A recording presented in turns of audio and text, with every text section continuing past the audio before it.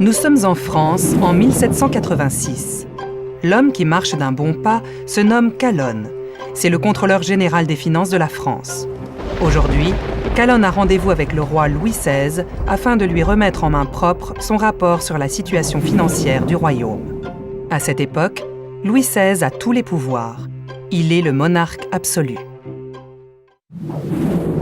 L'influence de la France en Europe et dans le monde est indiscutable. Avec ses 28 millions d'habitants, c'est le pays le plus riche et le plus prospère de l'Europe continentale. Depuis le début du siècle, des idées nouvelles se propagent grâce au travail de personnages tels que Montesquieu, Voltaire, Rousseau ou Diderot. Ce sont les philosophes des Lumières.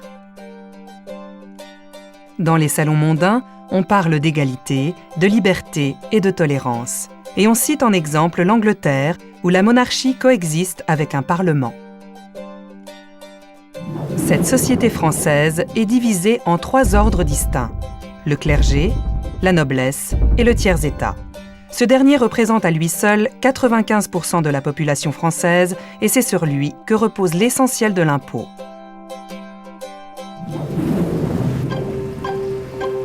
Dans les années 1780, le royaume est au bord de la faillite.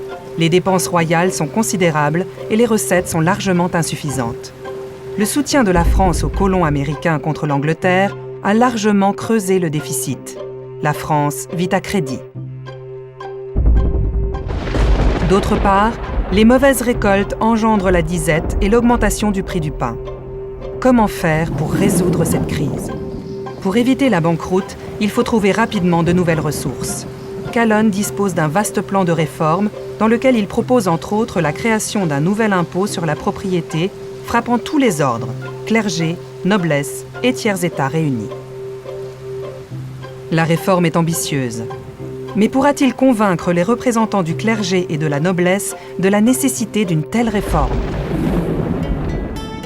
Le 22 février 1787, l'Assemblée des notables se réunit à Versailles à l'Hôtel des Menus Plaisirs devant le roi Louis XVI et le contrôleur général des finances Charles-Alexandre de Calonne.